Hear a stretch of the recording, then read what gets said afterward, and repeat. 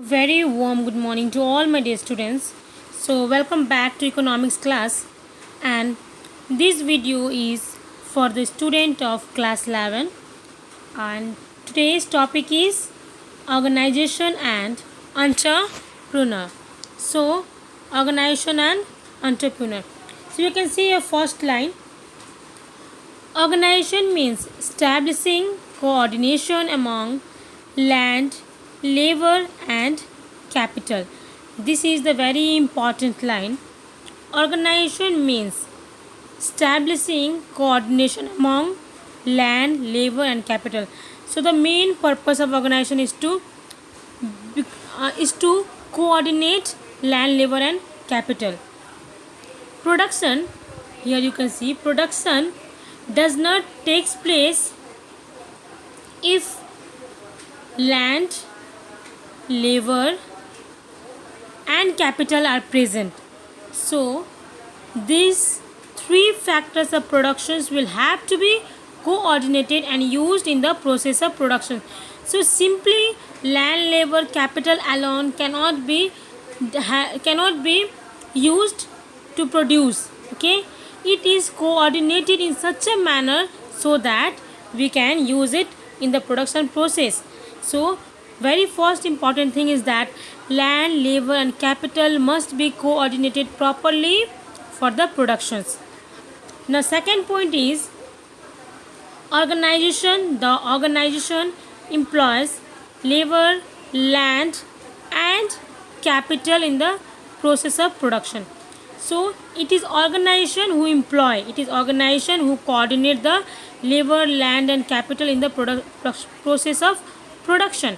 Because if there won't be any organization, or if there won't be any organizer, then there cannot be any production, because simply without employment, or the without coordination, labor, land, and capitals is simply useless. It cannot be used for the process of production.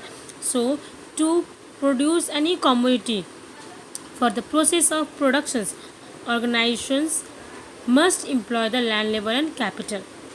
Now third is, it is the duty of organizer. Organizer is a person, organization is a process. Okay, organizer is a person. So it is a duty of the organizer to pay rent to the land owner. You can see here. So a rent of the landowner is paid by the organizer.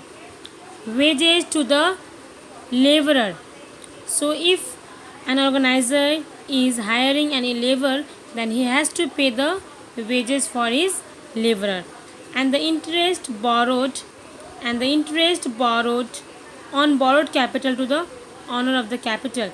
So if suppose organizer is borrowing any capital, then organizer is solely responsible for the payment of interest to the owner of that capital.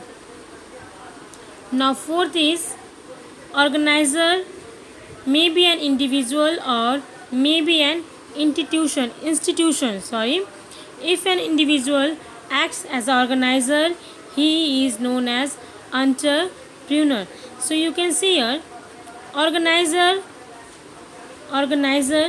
may be an individual, it can be a single person, or it may be a company also, organization also.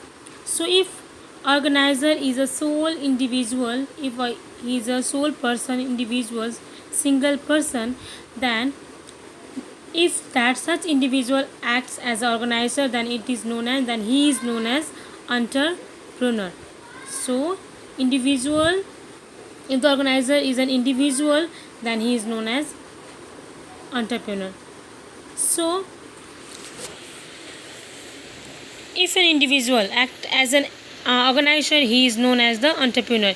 In the earlier times, when the production process was very simple and when organization took place on a small scale, there was an entrepreneur who undertook the task of organization or organizing the production process. But in the present moment, or you can say in the present world, okay, the production process has become much complex.